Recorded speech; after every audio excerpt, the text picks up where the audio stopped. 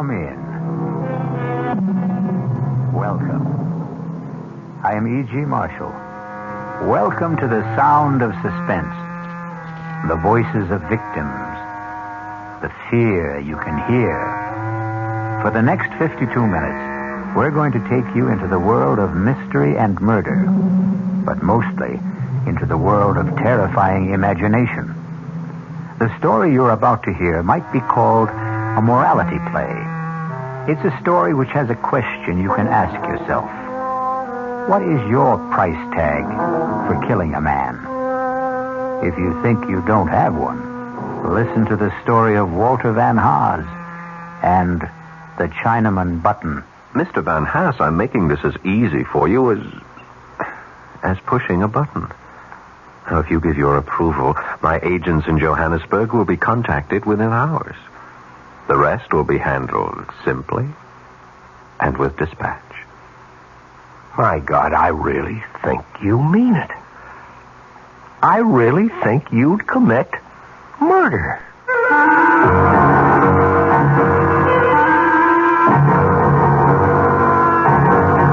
Our mystery drama, The Chinaman Button, was written especially for the Radio Mystery Theater by Henry Slessor and stars Paul Hecht.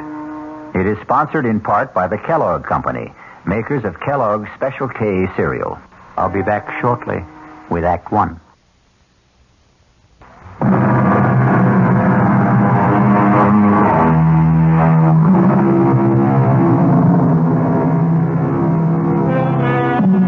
And now, Act One of The Chinaman Button.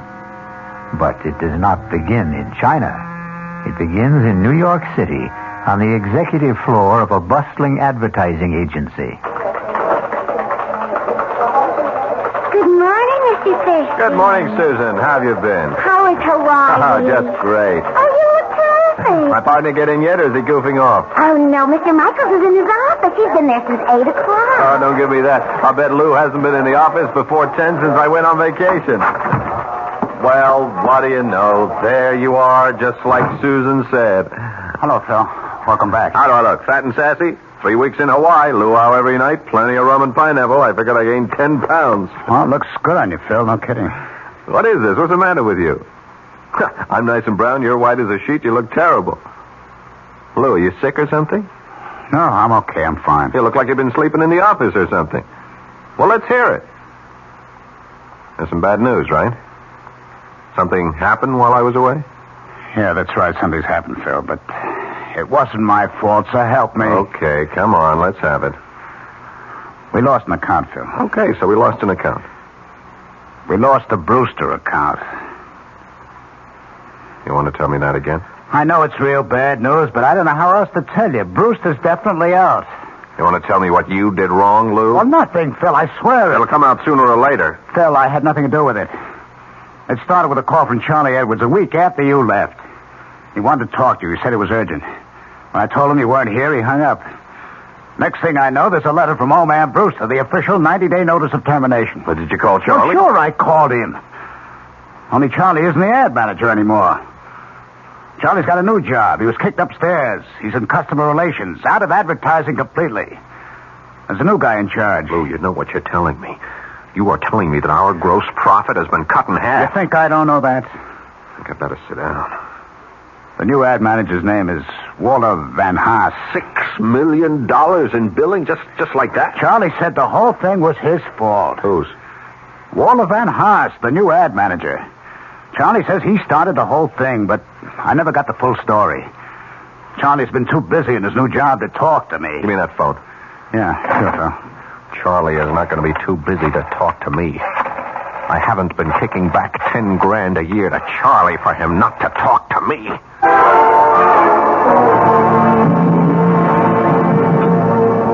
You want to know who Walter Van Haas is? I'll tell you, Phil. He's a Boy Scout, and he won his merit badge for backstabbing. So, Walter Van Haas is a backstabber. How did he get close enough to do the job? He's my assistant. He's been my assistant for like 8 months. How come I never knew him? Because that's the kind of guy Walter is. He keeps in the background. He's a mouse, Phil. A $200-a-week mouse. Only this mouse roared like a lion, right? 2 weeks ago, he came running into my office with a box full of invoices. It seems he was conducting a private investigation, Phil. Can you believe that guy? He was checking into all the supplier bills you guys sent over. He was actually checking out every engraver, every stat house, every printer, every artist bill. Phil, he found overcharges like 50, 60, even 100%. You were his boss, Charlie. Why didn't you tell him what to do with his invoices? He thought I'd be shocked. He wanted us both to go to Old Man Brewster and expose your agency. That's when I did the only sensible thing. And what was that? I offered him part of my take. A third of it. Phil, he practically turned blue when I offered him that money. Him take a bribe, the Honorable Walter Van Haas. Are you kidding me? It could have been the whole 10,000, and it wouldn't have been enough. It was a matter of principle. You dig? No, I don't. He didn't tell Brewster about my offer. He wouldn't rat on me. That was part of his code, too, but he did tell the old man about the phony charges. I couldn't stop him. That's when I got booted upstairs, and you got booted out. And Mr. Walter Van Haas gets your job. He didn't even want to accept that. Can you believe it? Old man had to twist his arm to get him to accept it, and a $50-a-week raise. What is this guy, some kind of a fanatic? I don't know how to describe Walter. He's so square. He's so honest. I swear it's true. You couldn't budge this guy for $1 million. $1 million. The great American words. The incantation of the American dream. Charlie, did you ever hear of the Chinaman button? The which? When you were a kid. Didn't anybody ever ask you about it? It's kind of a puzzle. I guess you could call it a moral dilemma. No, I never heard of it. What's a Chinaman button? It goes like this. Now, suppose you were told that by simply pressing a button, you could kill the Chinaman. Thousands of miles away. A Chinaman whose fate meant nothing to you, no more than the fate of a fly on a table. And yet, by pushing this button, by sending just one anonymous Oriental to his death, you would receive $1 million. Tax-free. What would you do, Charlie?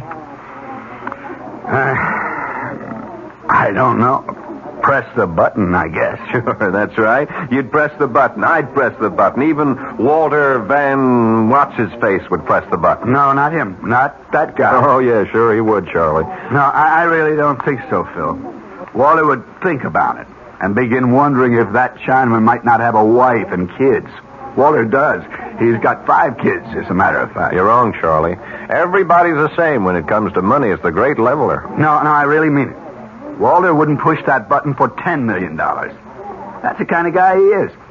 And that's why you don't have the Brewster account anymore. He pushed that button just like anybody else. Okay. What's the difference? There isn't any Chinaman button. So what's the difference? That's right. There isn't any Chinaman button. Or is there?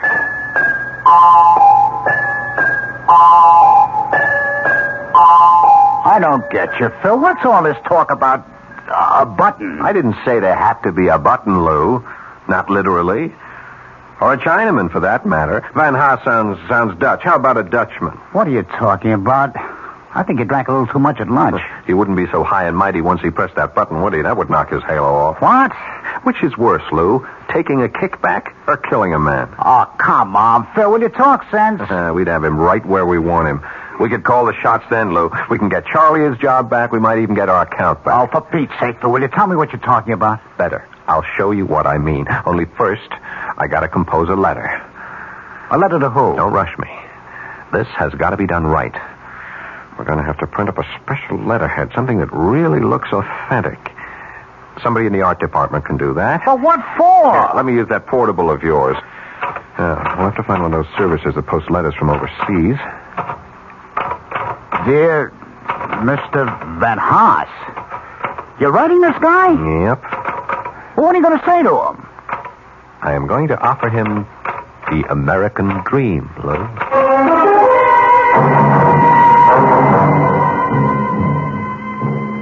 Millie? Oh, Walter, I didn't know you were home. I got here about 10 minutes ago. I was looking through the mail.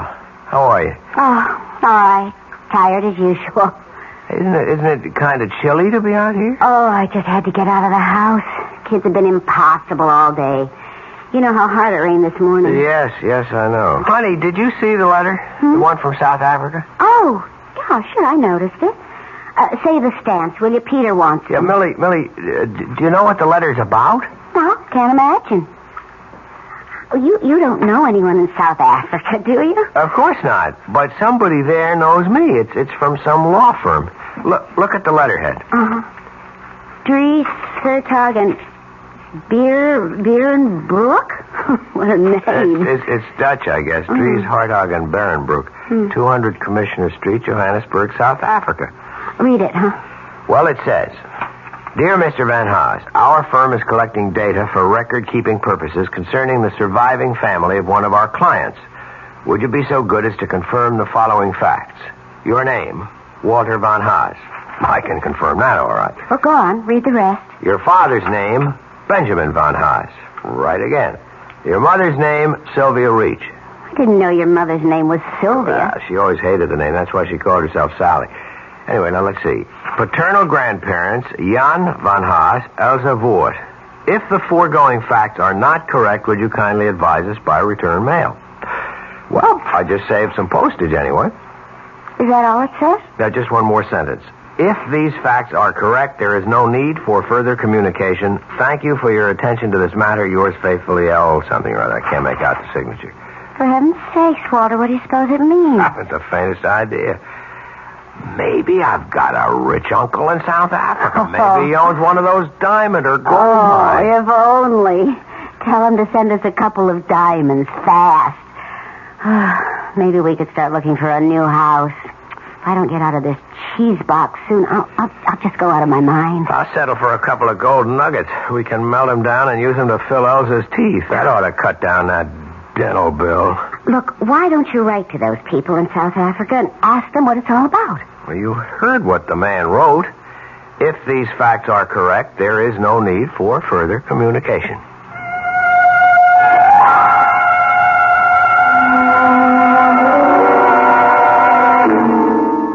Thank you for your attention to this matter. Faithfully yours, Scribble. How does that sound, Lou? Sounds like the real thing, Phil. Look at that letterhead. Is that perfect or is that perfect? Harry Twinner in the art department did it. Use the transfer type you just rub on the paper. You can't tell it from the real thing. Well, where'd you get the names from? Van Haas's family? I got them from Charlie Edwards, right out of the files at the Brewster Company. You really got it mailed from South Africa? Yeah, straight from Johannesburg. Airmail special delivery. Should have arrived by now. Phil, it's crazy. You're going to all that trouble just for a joke on the guy? It's not a joke. It's serious business. Hand me that phone. Yeah.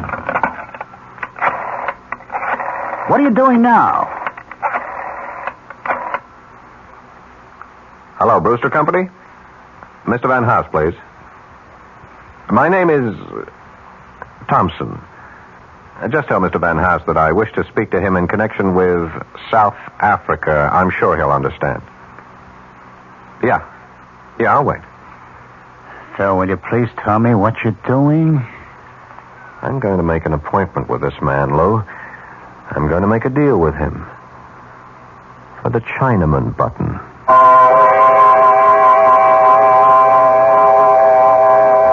Phil Thurston seems to have invented his own Chinaman button. But will his improved model work? It all depends on Mr. Walter Van Haas. We'll return shortly with Act Two.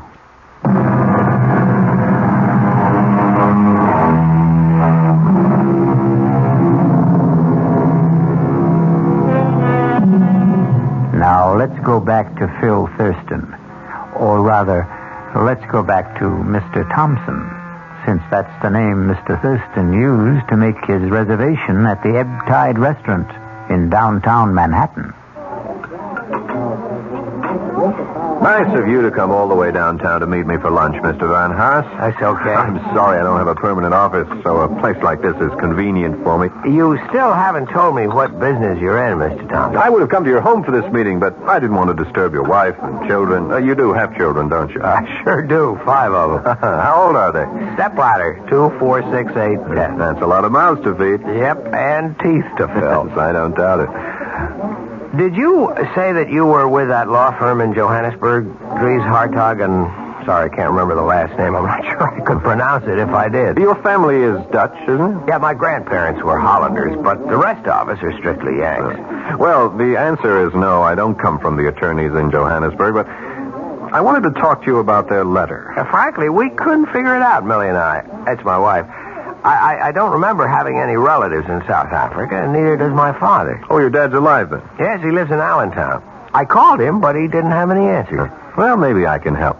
You see, there is a relative, but a very distant one of those cousins 4 and 5 times removed. What's his name? Well, it wouldn't mean anything to you if I told you. Yeah, but you do know his name. It is my business to know such things. Well, that brings us back to the original question, doesn't it? About what business you're in. The person who told me the name of your relative was a clerk in the offices of Dries, Hartog, and Berenboek. He works for them, but you might say that he's on my payroll, too. I don't think I understand. He's the one who informed me about the letter that was being sent to you and why it was being sent. Is there any reason why you can't tell me my cousin's name? I'd rather not. I think you'll understand why later. But I will tell you something about him. Fine. He left the Netherlands with his family when he was very young. He's lived in South Africa since. He's in the diamond business. Well. He's a widower, he has no children, and he's rich. He is very, very rich. And at the moment, he has only one traceable heir. Wait a minute. You mean that I actually do have a rich uncle in South Africa? No, I said cousin. But that's incredible. I mean, Millie and I were kidding about it. We even said that he might be in the diamond business. Oh, he is, very much so. And are you saying that I'm his only heir? That's correct. Well, if there was the possibility of some kind of inheritance, why didn't the lawyer say so? Simple enough. There was nothing to say. What? The attorneys were only performing a routine function, putting the gentleman's will in good order. Undoubtedly, they'll have to redraw the will sooner or later in favor of a closer relation, such as a new wife. A wife? You see, this rich cousin of yours is only 41 and in excellent health. How old are you, Mr. Van Haas? 43. So that's all there was to it, just a routine inquiry. At the moment, that's all there is to it. Well, I'm not surprised. I never did believe you get something for nothing in this world. I said at the moment. What do you mean? Mr. Van Haas, you don't know this man in South Africa. You don't know the first thing about him. In fact, he means nothing at all to you. I guess so. And the only way he could mean something to you is by dying, isn't that right? Well, that's a rough way of putting it, but if you mean that he won't benefit me until his death, I guess that's obvious. Now, what if I told you that this man will be dead in 2 or 3 days, and that his entire estate will be yours? I thought you said he was healthy. Well, I'm just asking how you would feel. Sorry for the guy, I suppose. Sorry about a man you don't know. Well, he's a human being. I see. Mr. Van Haas, did you read the newspaper this morning? Yes, I did. You looked at the obituary page? Yeah, briefly. Did you feel sorry for all the people whose death was reported? Did you feel any real sorrow for them? No, I can't say I felt sorrow. Because they were all strangers, weren't they? All right, Mr. Thompson, I'm a human being, too, and I guess if I got a letter from Dries, Hartog, and whatever telling me that I was rich, I wouldn't go into mourning. I'd probably go out and celebrate. If you saw my kids' dental bills, you'd understand. But I do understand. Believe me, I understand very well. That's why I wanted to see you, to suggest arranging that happy event without the slightest trouble on your part, without any obligation until you're completely satisfied. What the devil does that mean? All you have to do is say yes. Just that one word, and your dream will come true. Yes to what? Now, in a short time, you'll receive another letter from Johannesburg informing you of the sad news that your cousin, Mr. Well, I still won't reveal his name. Let him remain anonymous. That'll make your decision a great deal easier, I'm sure. What decision? The decision to inherit his estate. Now, hold it just a minute. Are you talking about... Please, keep your voice down. Mr. Van Haas, I'm making this as easy for you as pushing a button. If you give your approval, my agents in Johannesburg will be contacted within hours. The rest will be handled simply and with dispatch. All you'll have to do is wait for official notification of your inheritance. When the money arrives, of course, I'll expect payment in the amount of 50% of the total. By our calculations, I'd say that total should be just about $1 million. Good Lord. I really think that... I think you mean it. I think you really do. I know you have scruples, Mr. Van Haas, but I also think you have common sense. Listen, Mr. Thompson, if that's your name... Yes, of course, you're quite right. It isn't. But it's the name you'll use to get in touch with me. I'm not getting in touch with you because I can give you your answer right now. It is no. Oh, don't be so hasty. I never heard such a filthy proposition in my entire life. Look, if the percentage is the problem, we can discuss it. Our organization has been known to be flexible about such Money things. has nothing to do with it. We could base our agreement on a sliding scale. That is, we would take 50% of any inherited amount up to and including $1 million. Anything after that, our percentage would be 40%. Does that sound more attractive? You talk about it like it was some kind of a simple business deal. But it is. Especially simple for you. A very clean, very uncomplicated deal. You do nothing at all, Mr. Van Haas. Can I make you understand that? You won't be connected to your cousin's death in any way. In fact, our agents are so expert at what they do, it's almost certainly going to be called an accident.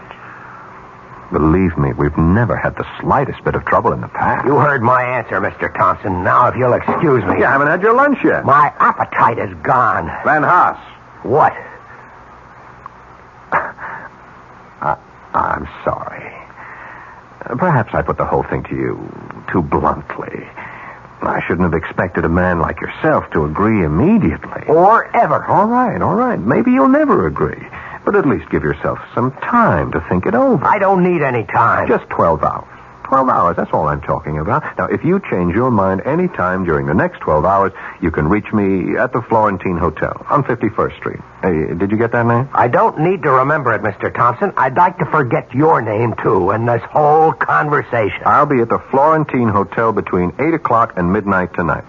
Don't call me after 12, my sleeping habits, you understand? I don't see how you can sleep at all, Mr. Thompson. You'd be amazed at how well rich men sleep. Well, you can go to bed early tonight. Don't wait up for my call because there won't be one. Goodbye. So long, Walter. I'll be hearing from you.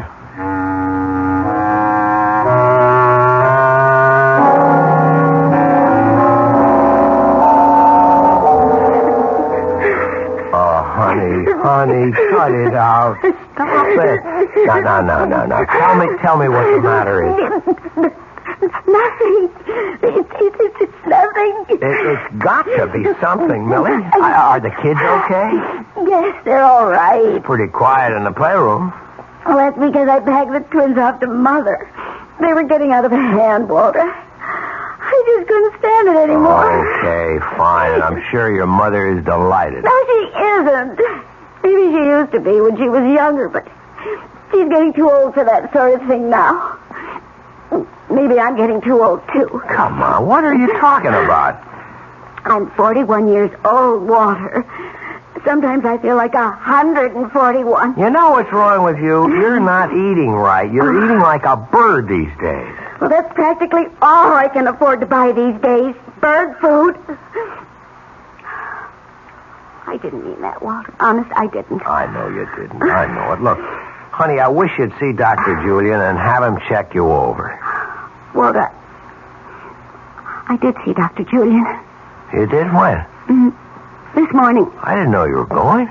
Well, I didn't want you to know. Not until I was sure, anyway. Sure about what?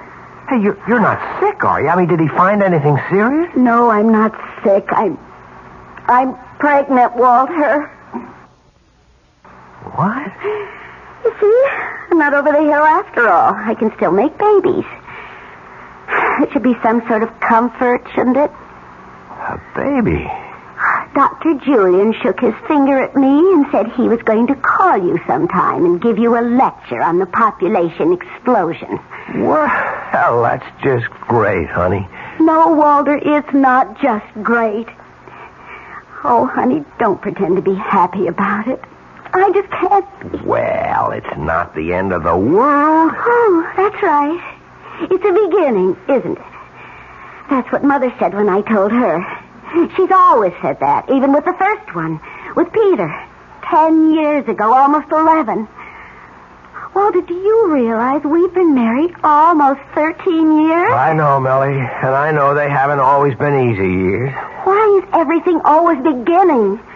When does the middle of everything start for us? Is our life just going to go from beginning to end without anything worthwhile in the middle? Oh, no! What was that? I asked Elsa to wash the dishes and put them away. Oh, I better get in there before they're all broken. Millie, we have to talk. After dinner, all right? I haven't even started it yet. I'm sorry. It's all right. I've got some work to do anyway.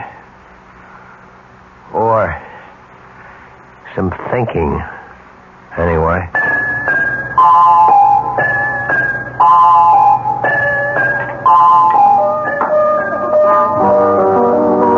That's right, Charlie. I'm staying downtown tonight. Ah, you got something going for you, Phil? You might say that. Oh, you bachelors really have a good life. Where does she live? Pat around here? Actually, I took a hotel room for a couple of days at the Florentine. She wouldn't have a friend, would she? Well, I could call Louise and tell her I have to work tonight. Now, forget it. She'll never buy that. My wife's got a built-in lie detector. Don't eat your heart out, Charlie. This is strictly a business proposition. Yeah, I know your business propositions, Phil. Monkey business. You're trying to get a new client for the agency, right? Something like that. How do you think it looks? Will you get the deal? Charlie, I'm almost dead sure of it.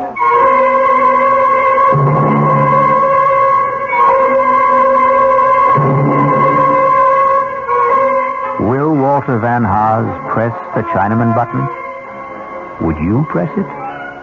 To make $1 million? Before you answer, wait until we return with Act 3.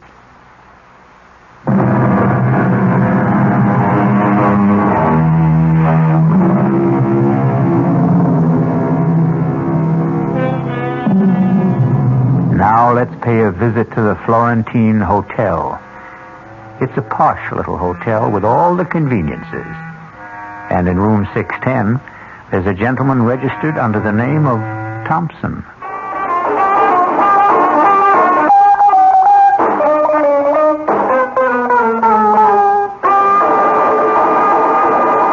That was a request for the gang at the Williamsburg warehouse. And now here's the time of weather check. It's exactly 40 minutes past the hour.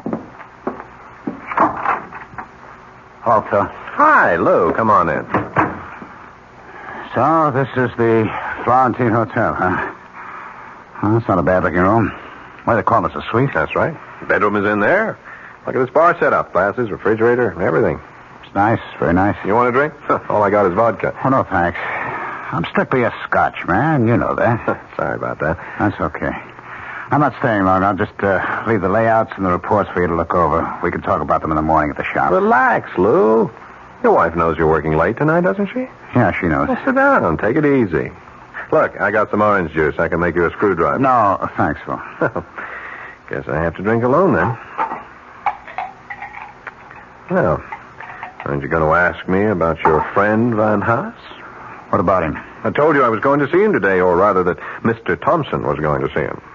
Did you? That's right. I saw him for lunch and told him the whole story about how easy it was for him to become a millionaire just by pushing the Chinaman button. Or maybe I should have called it the Dutchman button.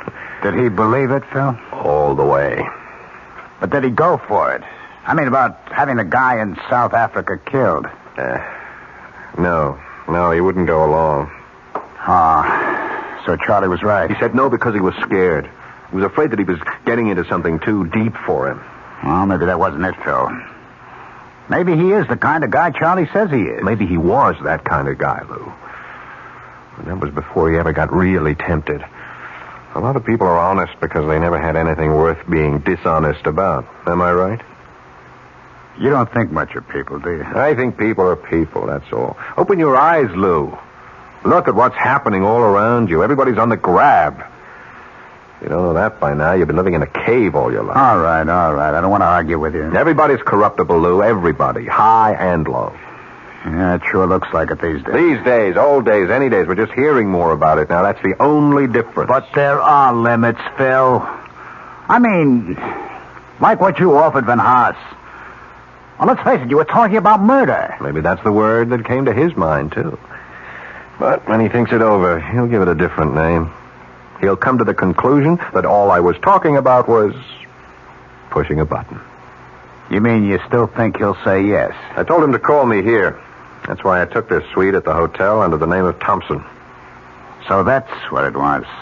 And I figured, I don't know, that you had some chick you didn't want to know your right name. I told Van Haas to call me here any time before midnight, in case he changed his mind. Before midnight? It's almost 11 o'clock now. That's right. Well, why did you give him a deadline? Because he needs one. We all need one, or we postpone things forever. Phil, I don't think he'll call. Why not? I think the guy's already made up his mind. Oh, no, he hasn't. He's watching the clock right now, just as we are. He's watching those hands move towards 12, thinking about how simple it would be to pick up the phone and call. You see, that's the beauty part of the whole thing. The simplicity. You remember that old camera slogan? You press the button, we do the rest. No, I don't think you're right. I don't think he'll do it. I can see him right this minute, Lou. Maybe he's in bed, looking up at the ceiling. Maybe he's locked himself up in the study, and he's telling himself all the reasons why he shouldn't say yes. Then he wonders if he's really fair to make the decision all by himself. I mean, there's his wife, too. He remembers all the little deprivations, all the promises he made to her when they were younger, those trips to Europe, the mink coat.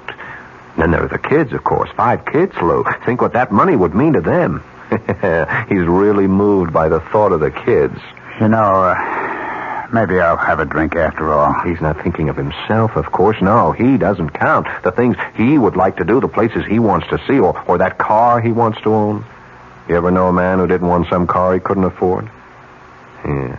And then there's that nice smug feeling of security he could have with that pile of money swelling with interest in some bank that never thought he was worth more than a calendar at Christmas. Well, maybe he is thinking all that, Phil, but just the same, I don't think he'll call.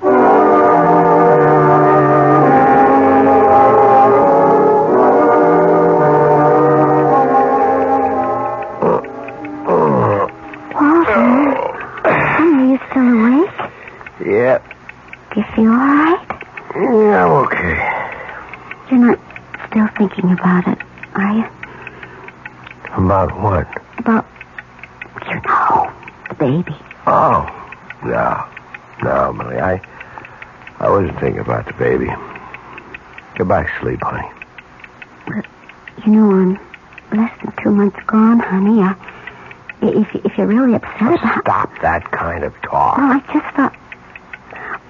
Well, there are alternatives. I'm sick of hearing about that alternative. I heard about it the last time you were pregnant, remember? Sorry. I know you're worried about money. I know all the debts we have. We'll get along. Honey, you're not angry with me. No, I'm not angry. I'm just restless. I've got business worries. Can't turn my mind off. Why don't you read a while? The light will keep you awake. I'll go to the living room. Walter? Yep. I love you. I love you too, Millie. Listen to that clock. Why do cheap clocks have to tick so loud? Yeah, we've got to get ourselves an electric one, maybe one of those digital clocks. Darling, they cost money. Yes. What doesn't?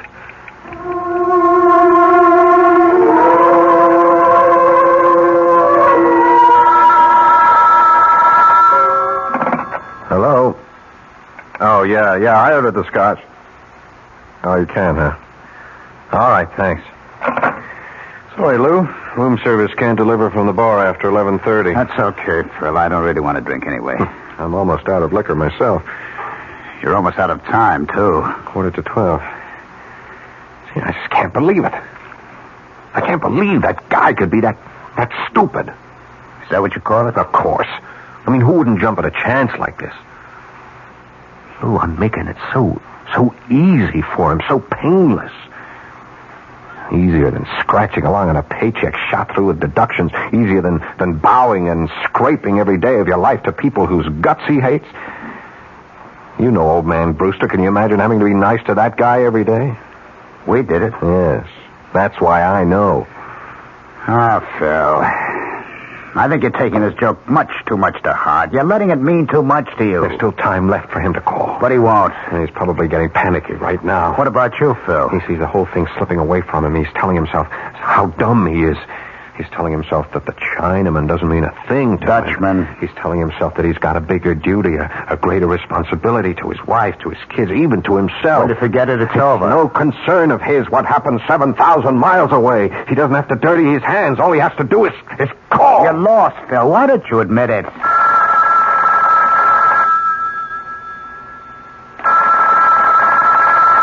Aren't you going to answer it? Sure. I'll answer it. Maybe room service again. Maybe. Hello? Mr. Thompson, this is Walter von Haas.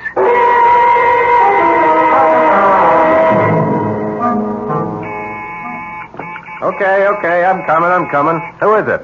Room service. Ah, breakfast. Come on in, I'm starving. Yes, sir.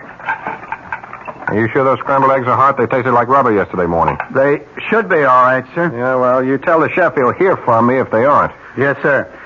Will you sign right here, sir? Okay. There we are. Thank you.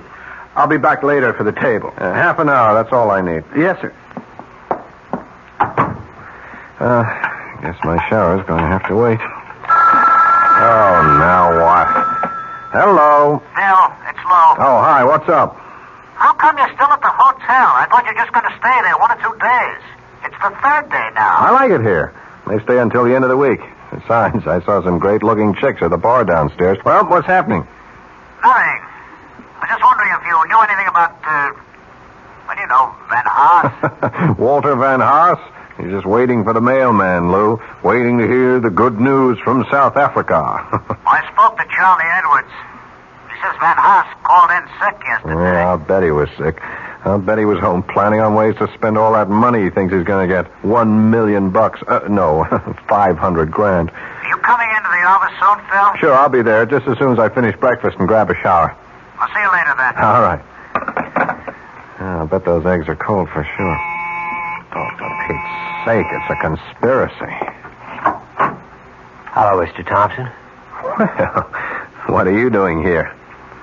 May I come in? I told you not to get in touch with me, Van Haas.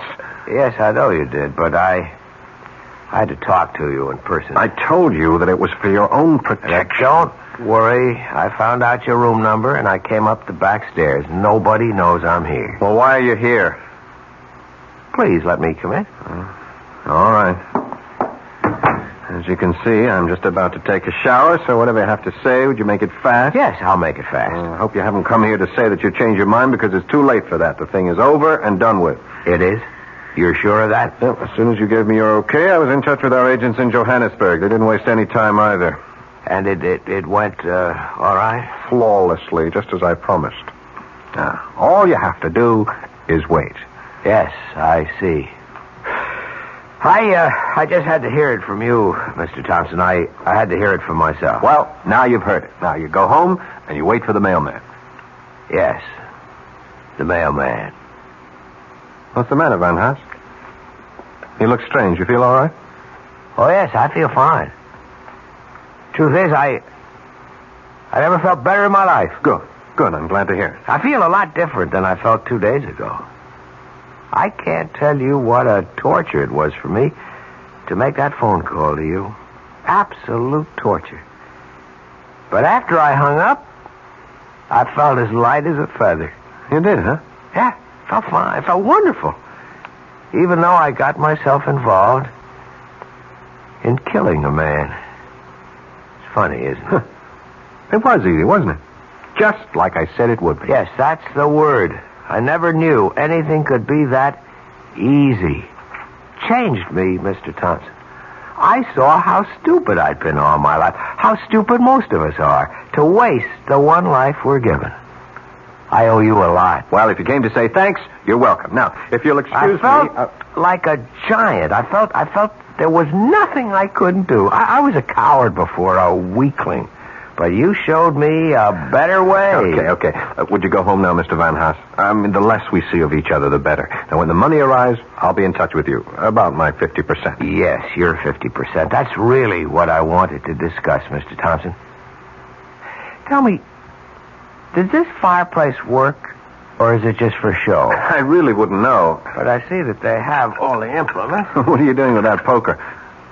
Van Haas, are you crazy? Sorry, Mr. Thompson, but 100% is so much better.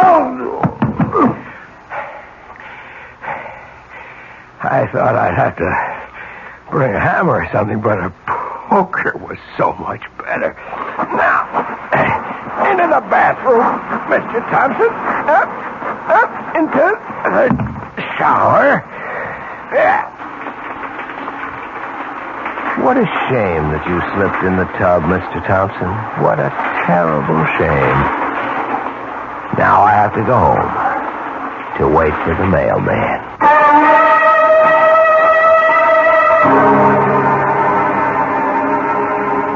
There's an old saying, if you're going to dig a grave for a man, make sure you dig two. I'll return shortly.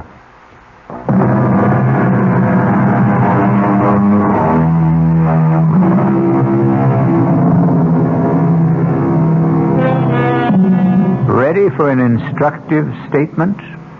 It goes like this. The wonderful thing about radio is that it can be enjoyed in complete darkness. And isn't darkness the natural medium for mystery? Our cast included Paul Hecht, Ralph Bell, Mason Adams, Evie Juster, and Will Hare. The entire production was under the direction of Hyman Brown. Now, a preview of our next tale. You know the saying, if you can't lick 'em, join 'em? Come on. I decided to join you, Jason, to do business your way. I want a certified check for $50,000. When I've finished, I want another 50. And you know me well enough to realize that I'm not going to give you $50,000 just because you asked for it. Not even to save your life? Are you trying to blackmail me, Harry? I'm trying to do you a favor. Your life should be worth at least $100,000. Before I agree, answer one question. Do you know who's going to kill me? I do. Who? Me. Radio Mystery Theater was sponsored in part by Anheuser-Busch Incorporated, brewers of Budweiser. This is E.G. Marshall inviting you to return to our Mystery Theater for another adventure in the macabre. Until next time, pleasant dreams.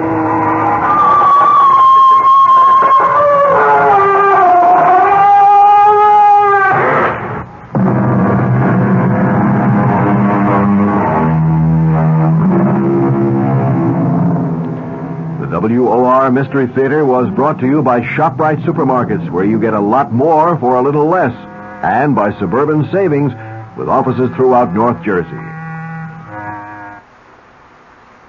The preceding Mystery Theater program was furnished by the CBS Radio Network.